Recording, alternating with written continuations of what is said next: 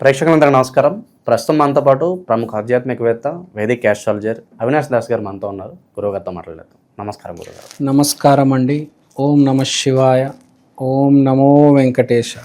గురుగారు, జూన్ మాసంలో మీనరాశి వారి పరిస్థితి ఏ విధంగా ఉండబోతుంది? ఓవరాల్ ఈ నెల ఎలాంటి ఫలితాలు ఉండబోతున్నాయి? ఏం నడిచాను అంటున్నారు, మరి దాని ప్రభావం తీవ్రంగా ఉంటుందా, సాధారణంగా ఉంటుందా? ఎలాంటి పరిహారాలు చేసుకోవాలి గురుగారు? ఫస్ట్ మీనరాశి మీద ఏలినాటి శని ఉంది, అంటే తల మీద ఉంది ఏలినాటి శని. అంటే వెరీ ఇంపార్టెంట్ టైం.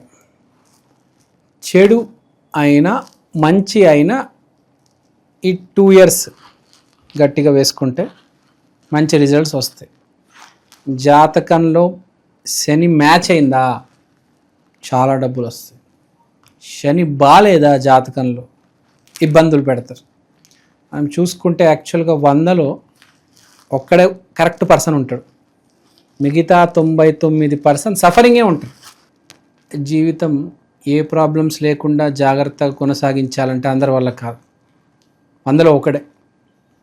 మిగతా అందరు నా జీవితం ఎప్పుడు మారుతుంది, నాకు ఎప్పుడు మంచి రోజులు వస్తాయని అడుగుతూ ఉంటాం. మనకు బతకడం రావాలి. యాక్చువల్గా పొద్దున 6 గంటలకు లేవాలంటే లేవాలి. ఈసారి లేవకపోతే ఇబ్బంది పడతారు, షుగరు బీపీ వస్తుంది. ఒకసారి షుగర్ వచ్చిందంటే చుక్కలు కనిపిస్తాయి మనిషికి, అన్నం కూడా సరిగ్గా తినలేడు. పీక్ టైం కాబట్టి ఇప్పుడైనా కనీసం మేల్కొని పొద్దున 6 గంటలకు లేస్తే బాగుంటుంది. వాకింగ్కి పోతే బాగుంటుంది, జిమ్కి పోతే బాగుంటుంది కదా.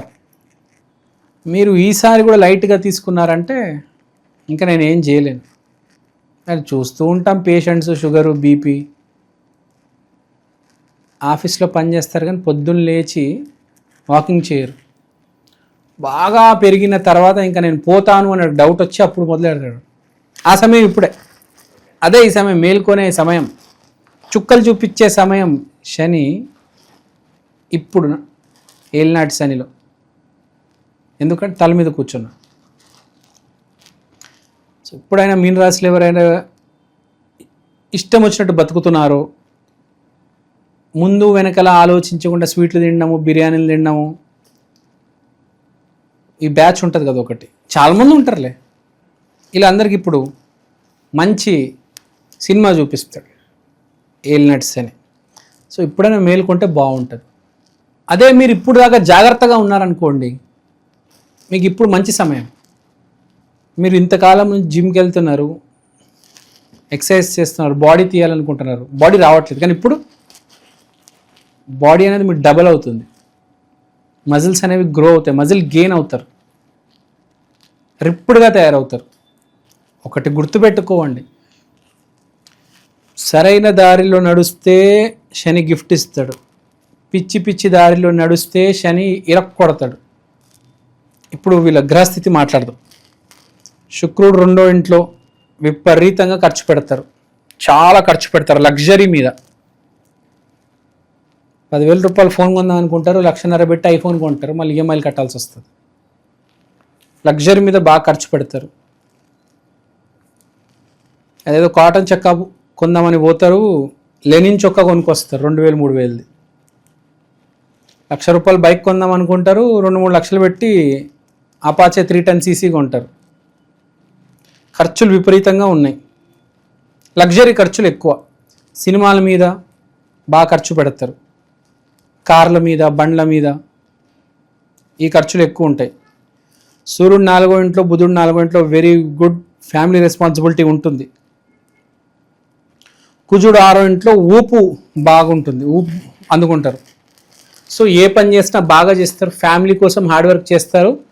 కానీ ఈ మదన జరుగుతూ ఉంటుంది కదా లోపల, మా ఫ్యామిలీని బాగా చూసుకోవాలి, మా ఫ్యామిలీని ఇక్కడికి తీసుకెళ్ళాలి, అక్కడికి తీసుకెళ్ళాలి అని చెప్పే ఈ ప్రాసెస్లో వీడు ఒక ఊపు అందుకొని కష్టపడతాడు కదా, దానిని బ్యాలెన్స్ చేయడానికి వీడి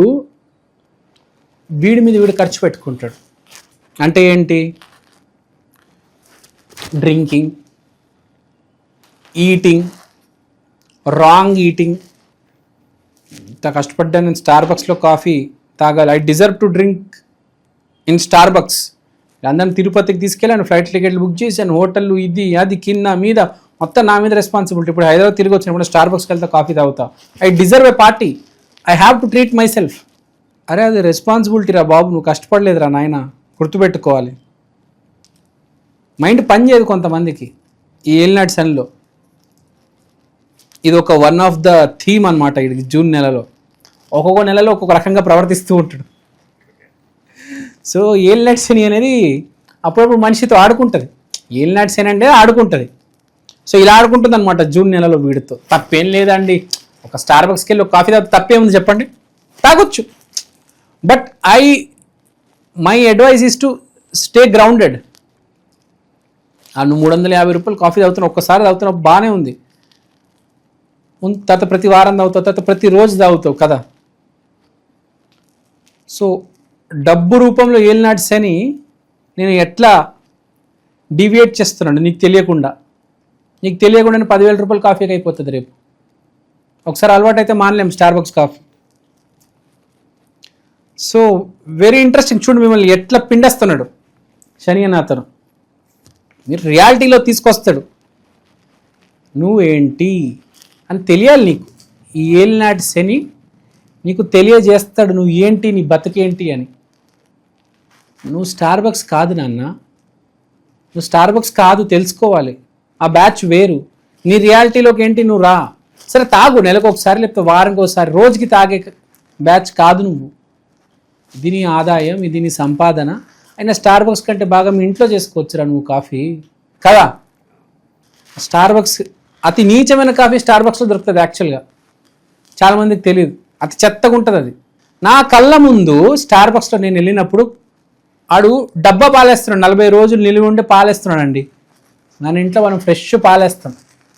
వాడు 40 రోజులు టెట్రా ప్యాక్లో పాలు ఉంటాయి కదా, తెలుసు కదా, 40 డేస్. దాంతో మనం పెరుగు కూడా తోడబెట్టలేము. పెరుగు తోడబెట్టినా ఫెయిల్ అవుతుంది. అవి పాలే కాదు, కెమికల్ అది. ఆ పాలేస్తున్నాడు నా ముందు, నా కళ్ళ ముందు చూసాయి. అరే ఇదేం కాఫీ రా, ఇది విషయం కదరా అనుకున్నాను నేను. టేస్ట్ మాత్రం అద్భుతంగా ఉంటుంది, కానీ రియాలిటీ ఏంటి చూశారు కదా. సో మన ఇంట్లో కాఫీనే బాగుంటుంది యాక్చువల్గా, వాడికన్నా మనమే బాగా చేయగలుగుతాం.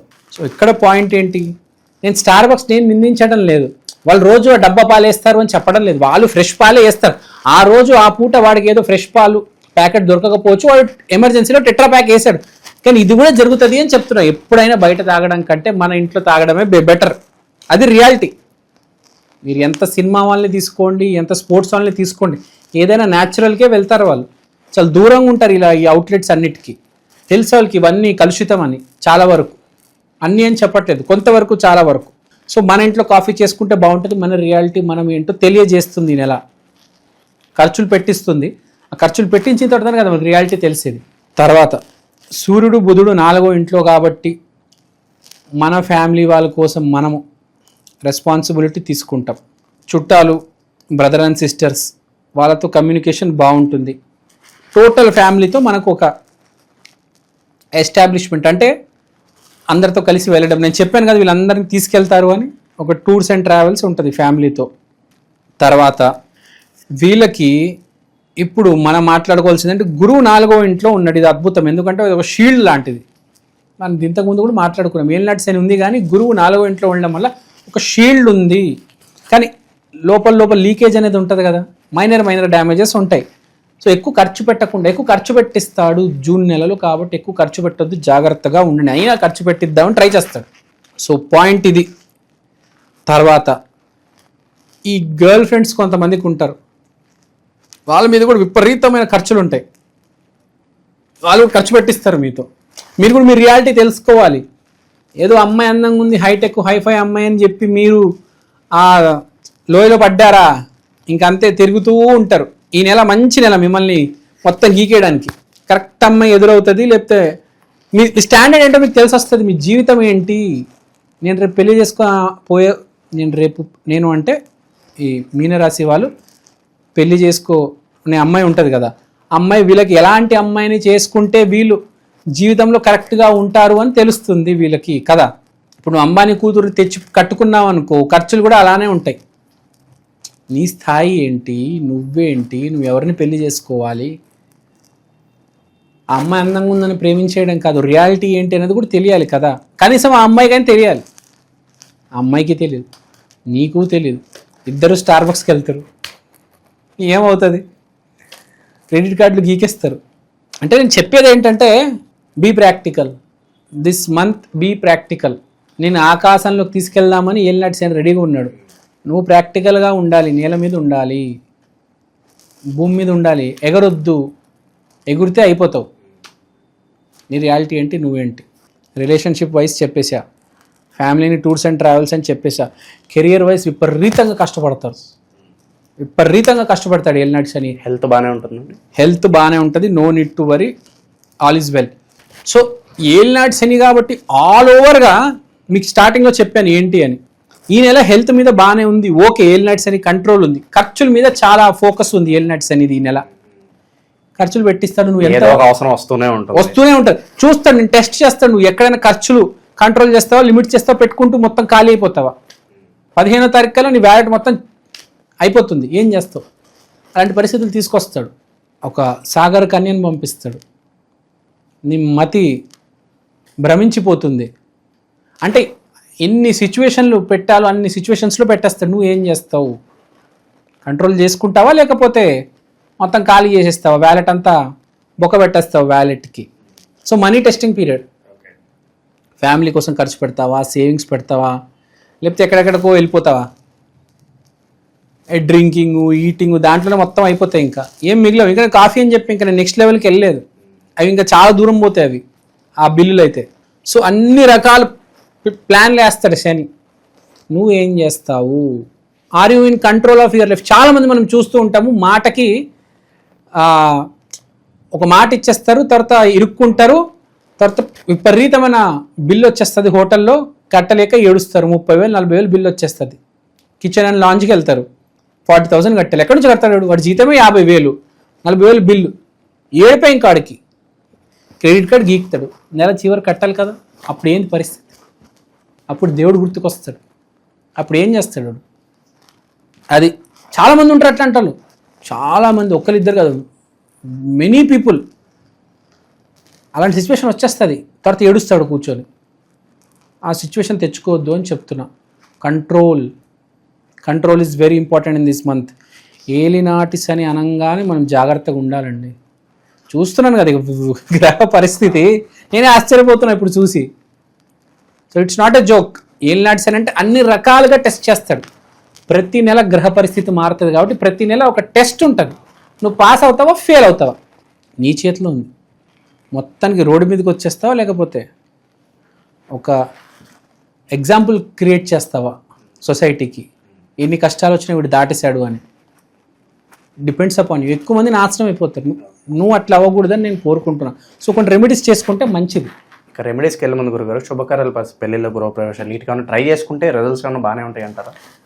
ఈ నెల కనీసం నిజంగా వీడు ట్రై చేసుకుంటే చాలామంది వీరికి ఎదురవుతారు, ఆటోమేటిక్గా ఎదురవుతారు. కానీ డబ్బు గల కుటుంబాల నుంచి ఎక్కువ సంబంధాలు రావడం మాట్లాడుకున్నాం కదా. సో అలాంటివి ఎక్కువ వస్తాయి. సో వీడు కూడా అర్థం చేసుకోవాలి ఏంటి అంటే, అలాంటి వాళ్ళే పరిచయం అవుతారు, అలాంటి మ్యాచెస్ వస్తాయి. అలా ఇది రియాలిటీ పీరియడ్. శుభకార్యాలు బాగానే ఉంటుంది అన్ని రకాలుగా. ఇప్పుడు వీడు ఈ నెల పెళ్లి చేసుకున్నా కూడా బాగా డబ్బు గల ఇంటి అమ్మాయిని పెళ్లి చేసుకుంటాడు.